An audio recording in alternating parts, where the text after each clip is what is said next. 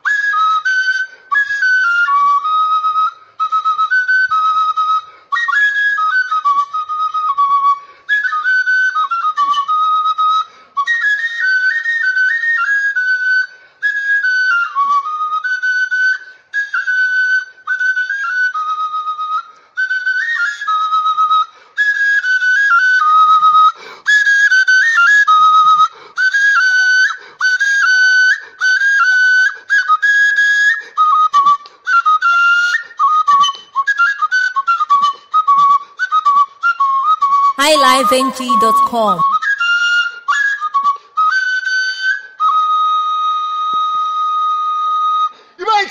Yeah. Yeah. Yeah.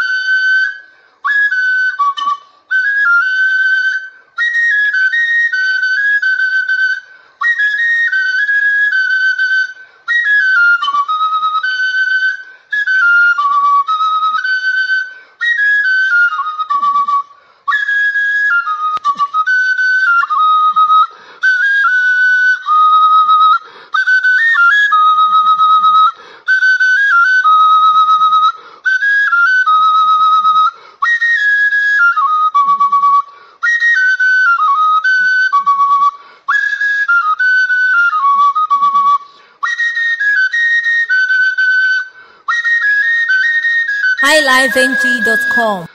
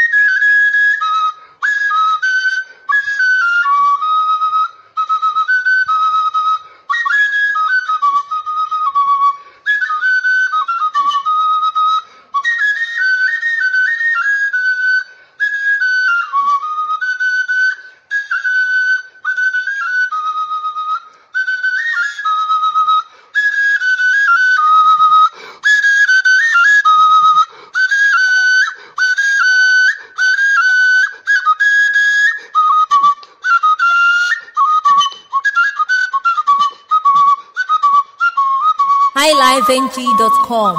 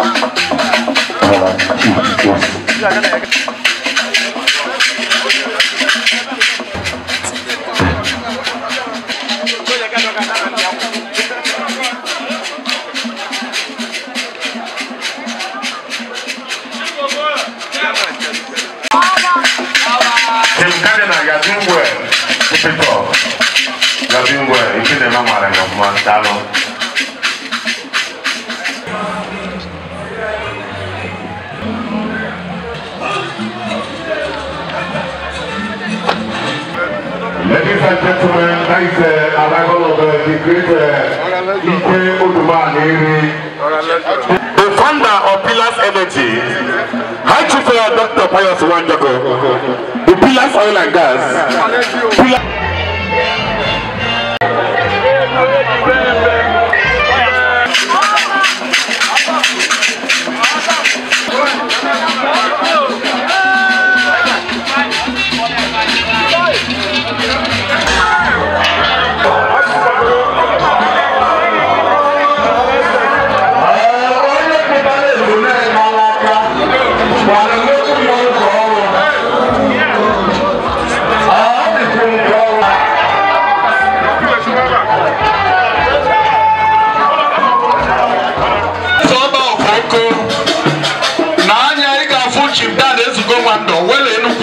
Umunri, hold on for me.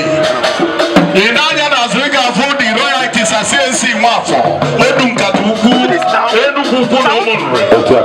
Nanya Nubaga Igafe, Ozonkpu, Professor Frank Iwoke, Ugobuzo, Nanya Nubaga Igafe, Ozonkpu, Chief Barrister Jude Ekunife, Ozonkpu Enugu-Ukwu na Umunri. MC no now. Ozonkpu Balana.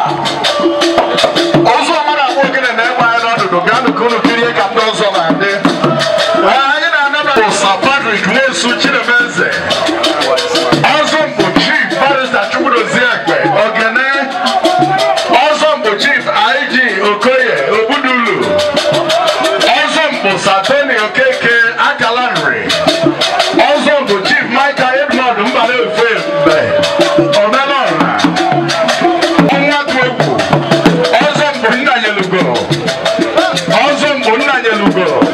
Ozonkpu Omecheliri Olumbose, Ozonkpu Stephen Okeke Aro Atupalowa, Ozonkpu Anayochukwu Nkwonta Obidigbo, Ozonkpu Chief Godwin Ebuka Tologbuoji, Ozonkpu Pat Okanume, Ozonkpu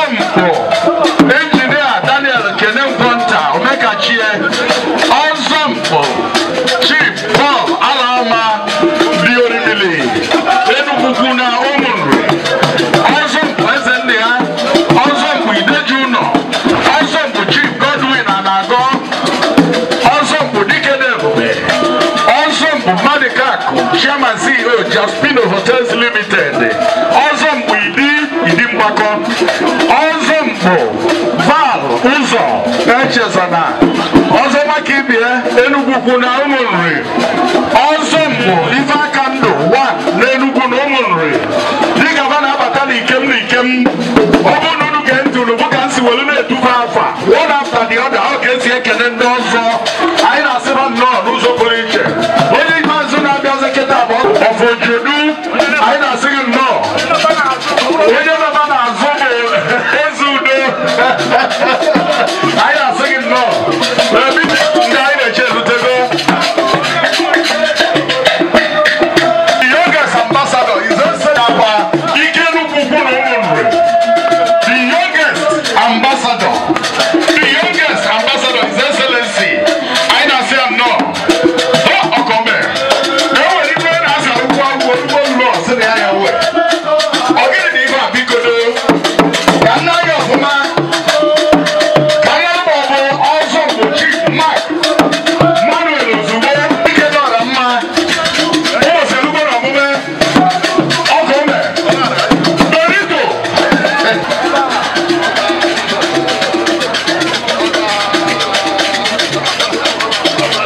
Corona very good now. I will make a good one. You're welcome.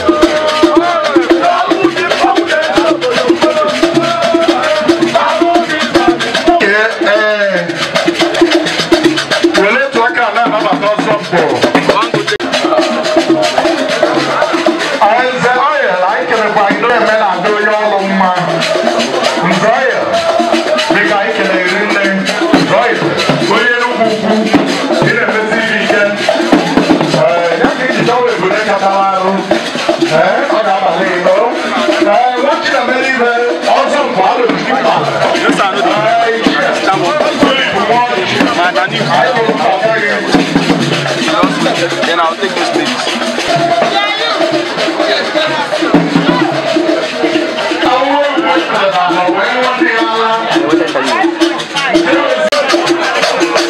Good afternoon, sir.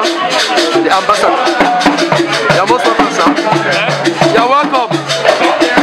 But we know the reason why you people are gathered with these outfits.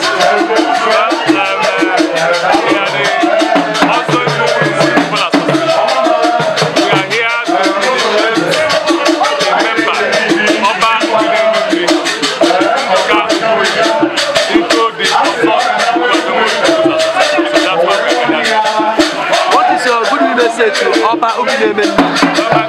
First of all, congratulations. And I will say to him that he has done the right thing. And I wish him well. And I ask God to bless him and bless his family. Thank you very much. Let's have your name in full, sir. My name is Ozonkpu Enugu-Ukwu.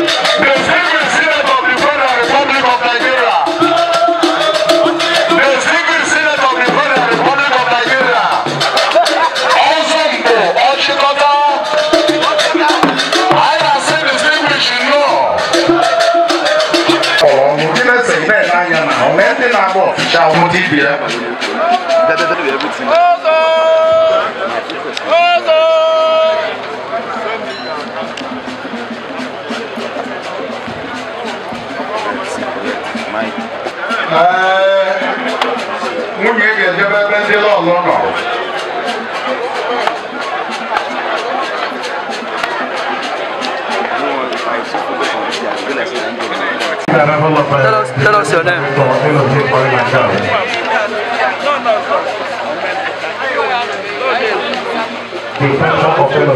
Why are you on this outfit with a lot of women? Okay.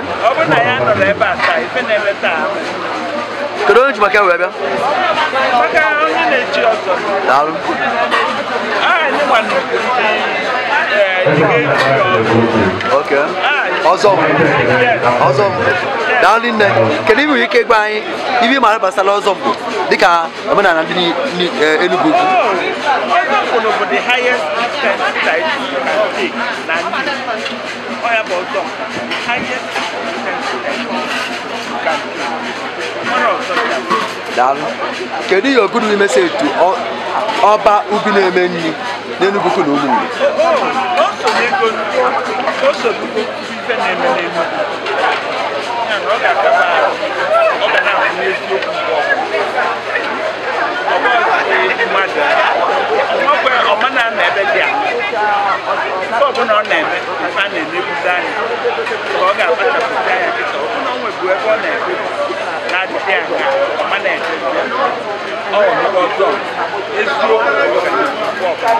I can again. Can I have it?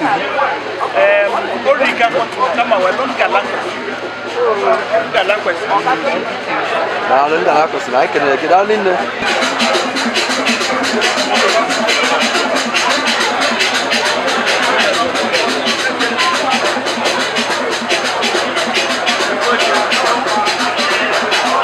Ekwere ka ajụ okwulu ọnọdụ ije ebodo Lagos na-emekọta n'ọbata ma dị gede ebube ka okwu atụ ebube ma ebube mba mmadụ karịrị akarị asị ka agụmachi ejiji ga-abụ ịladụ kasazụ ụlọ n'ime abalị na-atata nke awa Ubinemenni of Enugu-Ukwu and Umunri are here to confirm a time with the Ozonkpu Enugu-Ukwu and Umunri. What is your good message to him?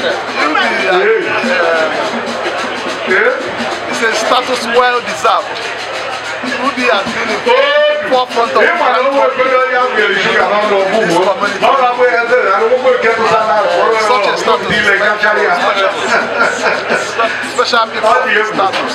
So we congratulate him and wish him, as God has given him the grace to attain to this status in life, the highest position of traditional authority in our community, Enugu-Ukwu and Umunri in general. We wish him well. We wish him long life and more prosperity. Thank you. As an indigenous of Enugu-Ukwu, what do you understand and what do you know about Ozonkpu title? Ozonkpu, by pronunciation, means the highest traditional title you can attain in Enugu-Ukwu and Umunri. Ozonkpu, they are the kingmakers, and they are special people in our society. They are well-respected people of authority. As you can see personalities in the class of personalities in the hierarchy of Ozonkpu. So it shows you that they are special class of men. So Ubinemenni is one of the special class of men, as we pronounced. Thank you, sir. Personalities of our Thank you, sir. Thank you, sir. Matters of importance, especially what matters of importance are expected to be decided by great men of our country. So I thank God for him, and he has attained such status in life. Thank you, my honorable. You are welcome. Cardinals. Onye isi ike bụ Cardinal Alice team.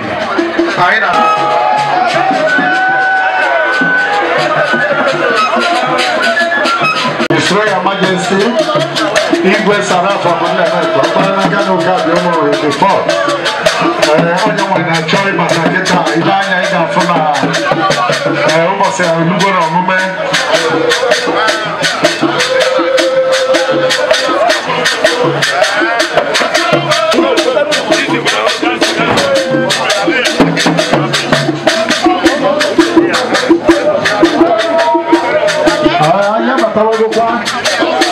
Umunri.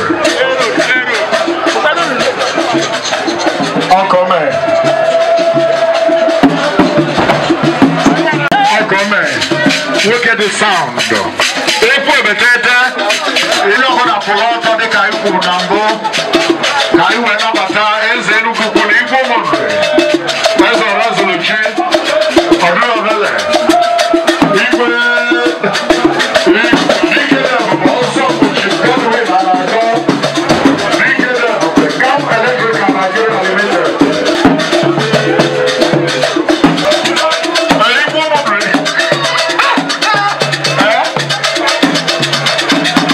Big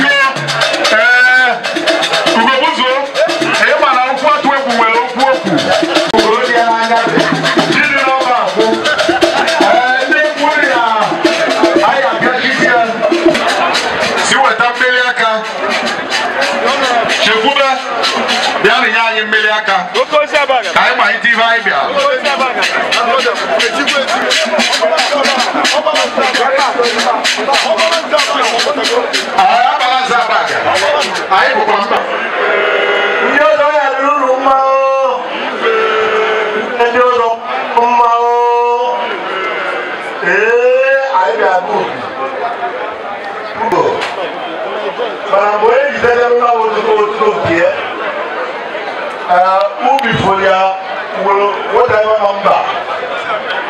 I am at a way to like it. That's no way to the whole one. No quadria. And then I but I don't know Ubinemenni.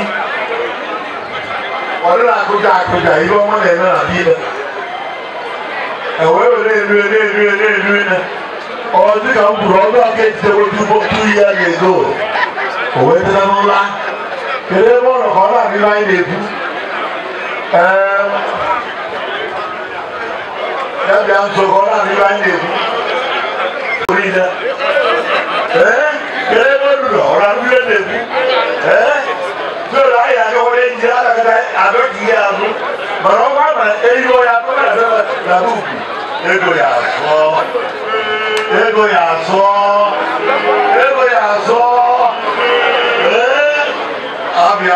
Ubinemenni. Onye agbụgbọ ọkwanye betabubu. Agbụgbọ ọrụ ahụ batabubu. Ife na-ezige ete afọ agụ ana. Ubi. O nwere mkpụrụ nọ nso. Otu anyị na-esite atụ ike echekwetu ya na-ego. Mana ọ dị na akwụkwọ anyị ya. Adịa ka ịkwala. Anyị onye mere ebe a ma ịkwala na. Na akwụkwọ na-amụ ịkwala ịkwakanye. N'ụgbọ n'ihu. Oye ya no mama o. Itu mama ne tayanya. Bagara ai mani ye mogorondo. Agora mun namna no ku baro ko ko ma. O kai ma ke bole wo ke bo bi kita. Kai die ne ko se ba ye mo. O ko be ke. O be ke ko be ka. Kai be ba. 50 years more. Kai di. Ila ngo be no ko. O ka le no ku. Kai mu ko ya le. Oh no, we don't know. Oh, we don't know. How we like it? What I told them. When are you know? Hey, Jodo. Never Jodo. I said I will go to your body there. I said I can't go to your body. Oh, I want to hear what I like and I go around. Why is the Jodo ever? You don't know. I've done now who got on there. Even now who got on there. Oye mo fẹ́ lóyún márùn-ún láti ẹ̀jìgá àrùn. Lèyí mú pákẹ́ ìdẹ̀kọ̀dá ìjọba ká o. Máa yẹ ìdẹ̀kọ̀dá ìjọba tí èyí tí lè wó. Kó wéé tó náà jẹ́ wájú. Wéé tó náà yẹ bá ẹgbẹ́ protection. Ndé àwọn alẹ́lẹ́jà ni wọ́n ń lo protection. Àbá protection wọlé àbá. Bọ́lá tó ní ẹ̀mí protection. Bọ́lá ìsọ̀rọ̀ ẹ̀mí protection. Because I hear no better. I hear no better. Can't now do so well. Can't do so well for that. I get it better. How 190? I have a go watching Macabambo. Oh, the radio. Bye, Batalo. Oh, what go away to ever. No, Ubinemenni. Oh, I'm not here. I don't know if you're looking at it. Maybe you have to move. Ever I don't know. Come on, I'm not like this. You go up. Where was the Malay Batania? Go to because of Makia. One day, I occupy the letter. Whoever let them wear are wrong. Or giant.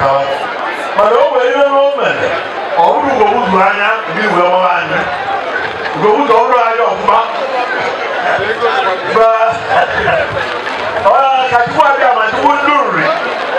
Oh, yeah, I thought then where's the dog? Bruce Tazira, a million when Tato Mundo.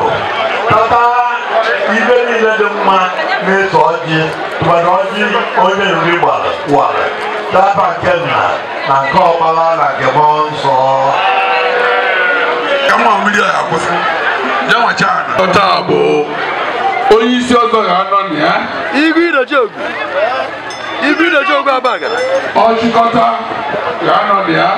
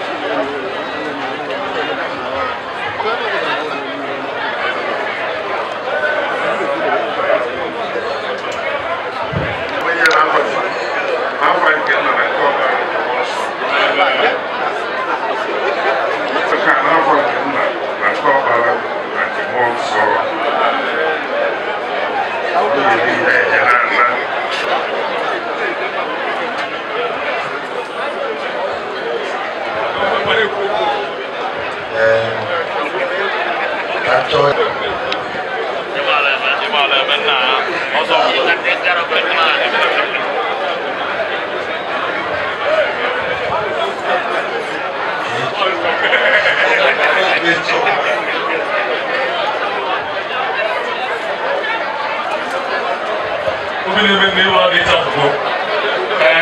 Ozonkpu Enugu-Ukwu. Iga.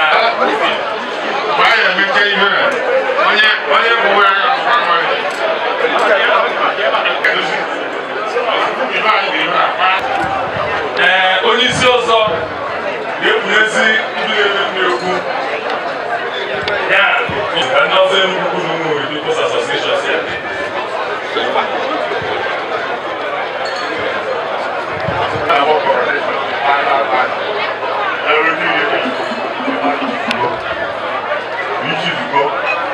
Now, final.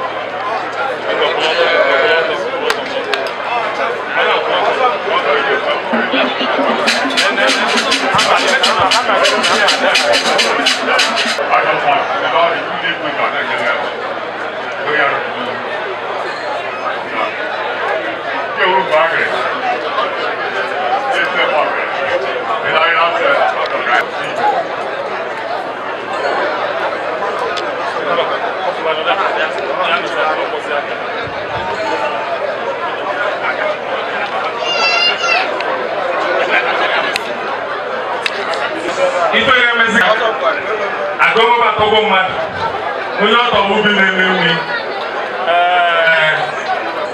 biko weta mmiri ka agwa aka na n'ụzọ eteka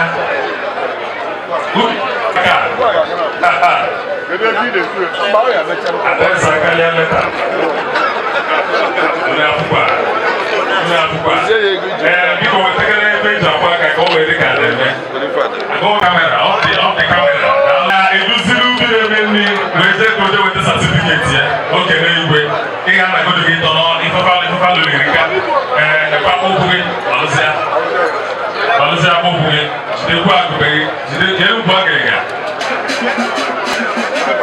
biko na-etufuru oge anyị chọrọ ịnabata the deputy speaker Anambra State to Honorable Ozonkpu Enugu-Ukwu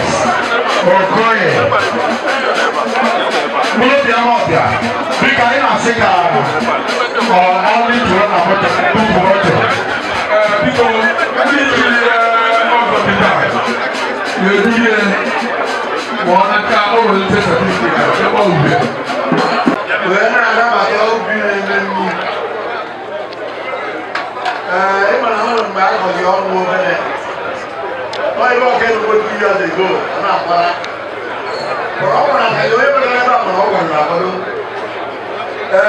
oge iwe mere ọgwụ ọhụrụ ugo iwu ya anya were kodo ihe anyị na-ekwu bụ onye ukwu na Umunri People's Association na-enye ya iwe gosi n'ugworo onye otu anyị onye ukwu na Umunri People's Association ndị na-eti aka na akwụkwọ a was start 7th day of December 2024. When they was Ozonkpu Enugu-Ukwu. I did do Ubinemenni Enugu-Ukwu. Don't you know about it? What the hell are you doing? Ubinemenni. For you and you are children. I never do that. If you are going to what? Oh, don't do that. What are you doing? Oh, don't do that.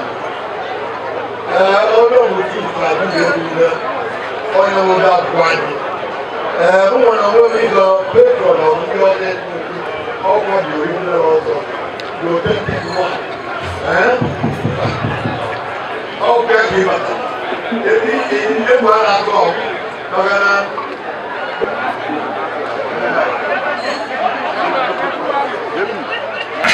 Ifelu ndị ọzọ aka ịpụtawazi aka ide gbaa obi ka nkịta ijebe ofe right honorable Nduka.C.Okoye Ozonkpu Enugu-Ukwu ọzọ gọọmenti ebe nọ mmanụ nwoke a bụ n'aka iyi amara m onye ọrụ mụ na ya wee kpọrọ iru nwoke a wee gọzie m wee bido like dị ya ọ dịgo mma n'afọ Jizọs onye na-agba mfe kịta bụ distinguished senator of the Federal Republic of Nigeria ọchịkọta Ubinemenni ọmabụ ọhụrụ ka ka o bido ihe asịrị ichigbu ọzọ na mmụọ distinguished ndị anyị na-ekele unu ndị Igbo bidozie kịta ubi ya agba egwu ọhụrụ ọgba egwu anyị ara achọ ka enwee ndị mmadụ ndị na-atụtụrụ ihe ego unu ga-eche ọgbacha egwu biko ndị kamera nọrọ n'akụkụ akụrụga ete nwa ekwu obetete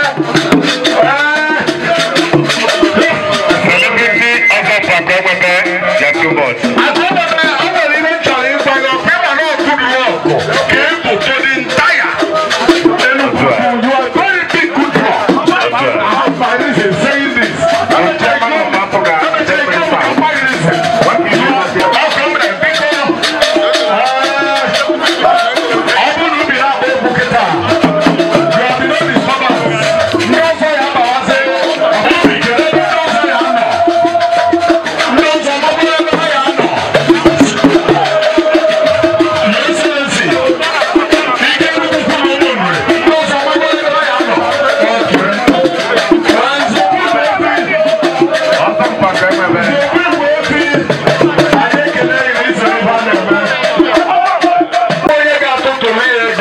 Like that. Okay, so why you need to go? I will tell you well, Ghana wouldn't there. Robert, I chose Wunda Beta for any Vajamara. Because Ina Copia, Shalino, be a good way to do. For no solution, I believe back to one of them. Singapore, Abana, Ochikota.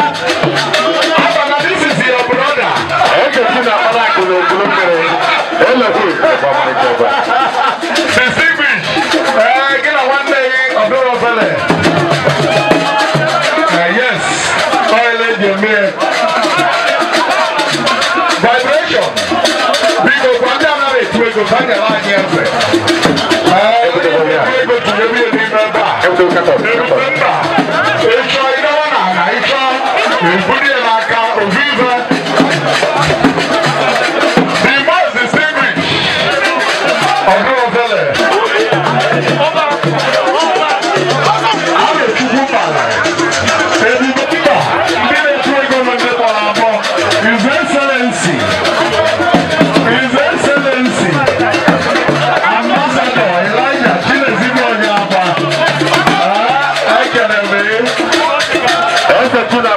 Paliela Ubi, as well as him. Maricato, Europeano.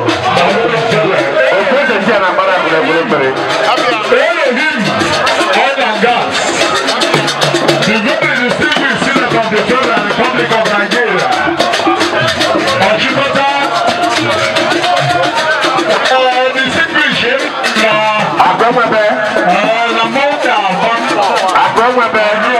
Very good.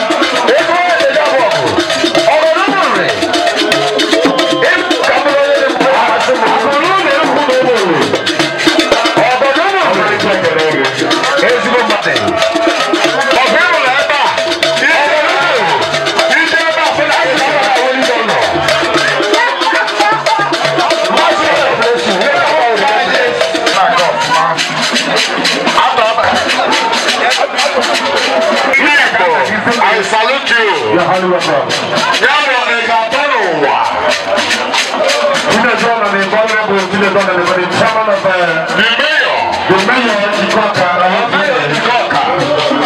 and the deputy.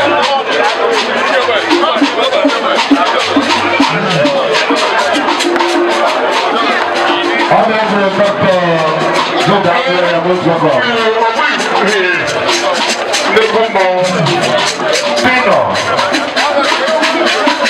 The mayor of Nduka is here. Where are you? You should not tell them. You should not tell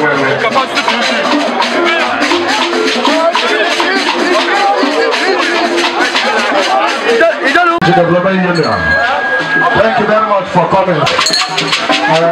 Thank you too much. There is someone you how you mean you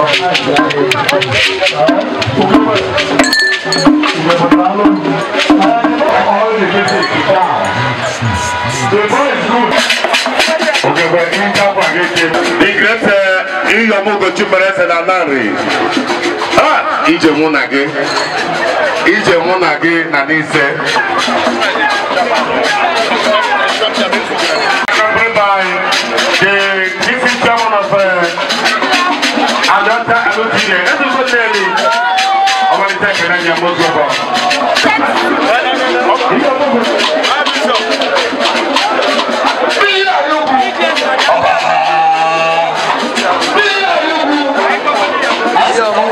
Tinubu, ama wa mi Tinubu, mona Tinubu na eje. Tinubu awo ba mmade. Ujumulako, mmade aforo ya afọ.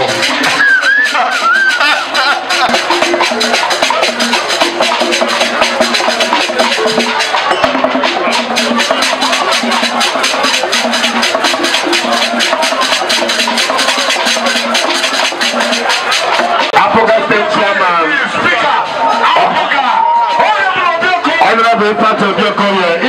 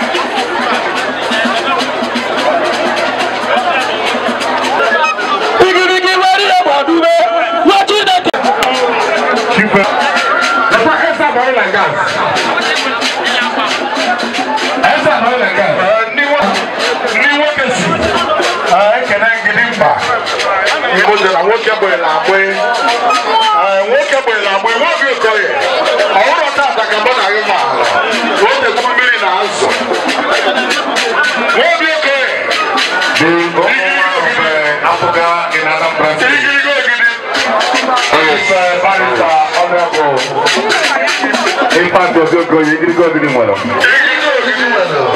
Let's go, money.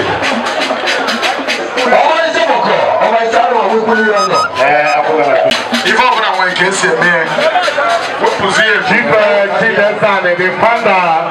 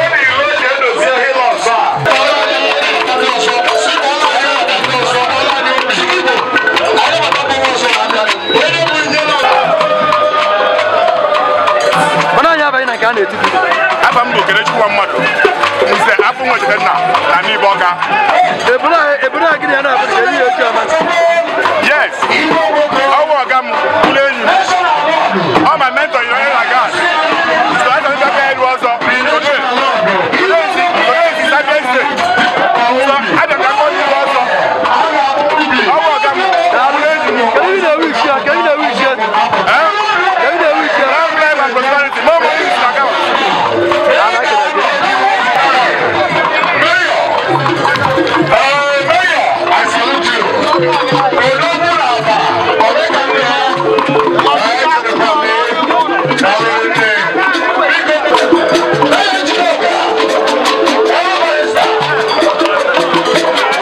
For us, the honorable member representing Nduka.C.Okoye to the constituency in the person of Honorable Judah Akwa, the deputy majority leader, Anambra State House of Assembly. You are most welcome. What is your good message to Ozonkpu Enugu-Ukwu Ubinemenni? My good message to him is that God has brought him forward to assist people of Anambra State land, and he's a good man. Today we came to celebrate with him for the title, for the presidency title. By the grace of God, we are happy with him, and we pray that God will continue to bless him, give him good health, bless his family, bless Nduka, Anambra State, at large, and our prayers for him. Thank you.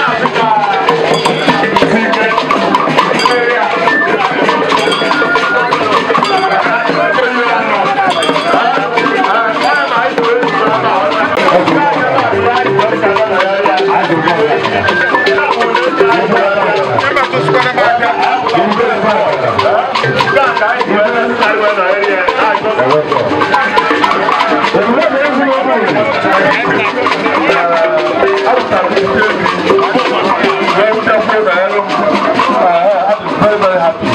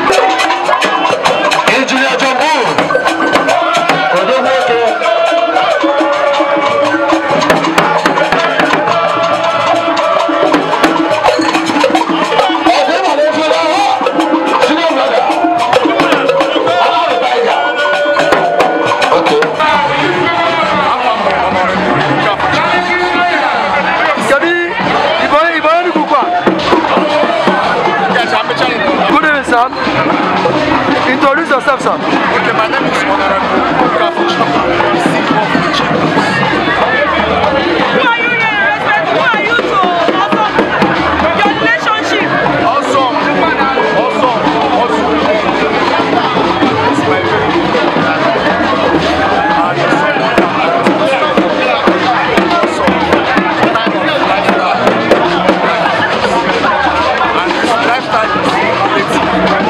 someone that has a very good plan to accommodate. So, starting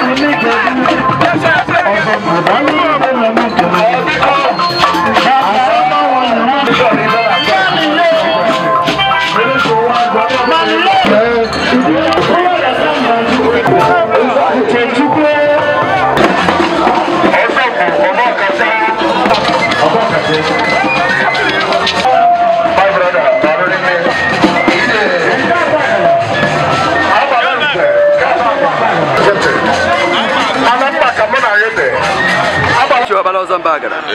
I can again. Down in an abu because I will never see that. I was Kama to the Magana, but at least you see that I never see that. Only had him, oh my friend. Only I know Valeno party.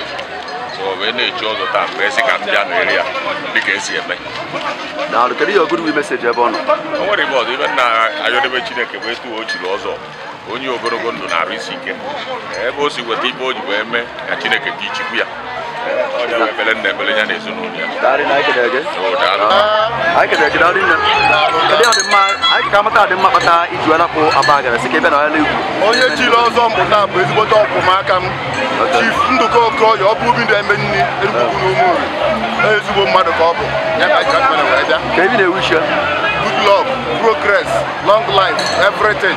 Now I can again.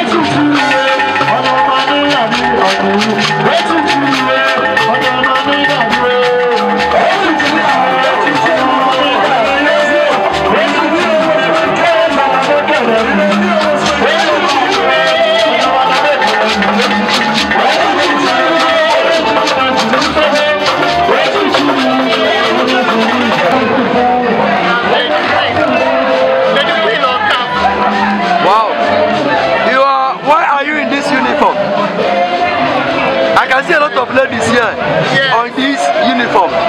This uniform is meant for the Lord. Okay. Ozonkpu. Yeah. In the best of your knowledge, what is the meaning of Ozonkpu Enugu-Ukwu and Igbo land? The highest title in Umunri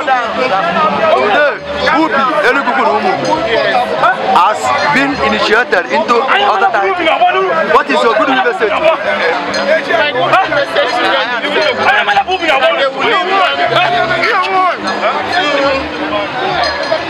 they will live long. Thank you. Okay, thank you. The man does a tattoo name, man. Huh? The man does a tattoo name. Queen. Thank you.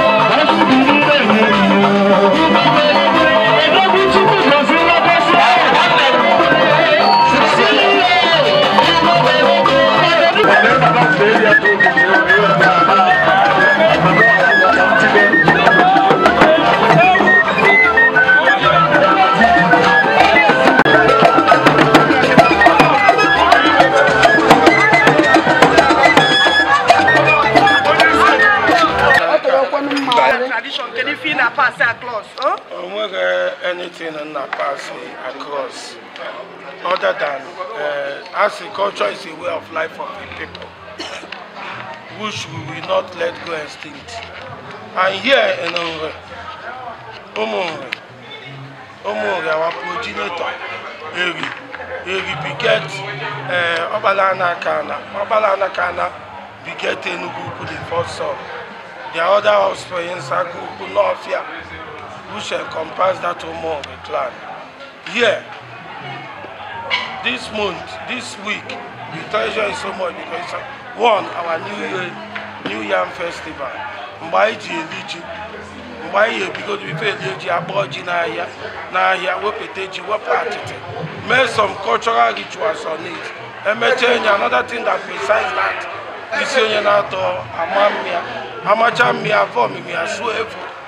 then the onward sort of proper. Do that onward sort of proper, like time immemorial. It's like Enugu-Ukwu renewed festival time. People come home to see their loved ones, to look at one or two things that they will do. Because as an a typical number man does not forget his home. Oh, we can know one room outside with millions somewhere. Or maybe you spend all his hard-earned money. But we are on a child. His offspring, everything will be able to. That's what we come here. This thing we are concerned here today. Now we are one of our prominent sons, Ubinemenni, Nduka.C.Okoye, also. But the aristocrats, the kingmakers in the Enugu-Ukwu. And this thing all made today, near the leverage. No an aristocrat. Tomorrow the seat of Ozonkpu Enugu-Ukwu difficult is free to fight for it and become the next Ozonkpu Enugu. Also ya Bochi. Also ya also ya made some cultural inclinations. And today itself I Enugu-Ukwu Museum, I unveiled that. A lot of cultural artifacts we are here. We did it. And more somebody may propagate Igbo culture in the diaspora. I will make Igbo Lagos Island. The place, #1 citizen of Nigeria, Tinubu na Umunri, the first lady. Nchikodo, Ndeda Ndi Igbo na Lagos Island. Oke Ndi Igbo bialiwe mpedo. The destitute, ndị a na-emegbu mpụta n'ọrụ mmụọ dị na ya, and I champion the cause of Igbo culture. For some of our children in the diaspora that cannot come home, all our culture now come out. So you urge them to embrace culture. Yes. It's our pleasure meeting you. The recap of your name and your title, other than your name once more. Ozonkpu Enugu-Ukwu. Eze ndị Igbo, eze a na-eme nkiri na Lagos Island. It's our pleasure meeting you, Jacinta David by name.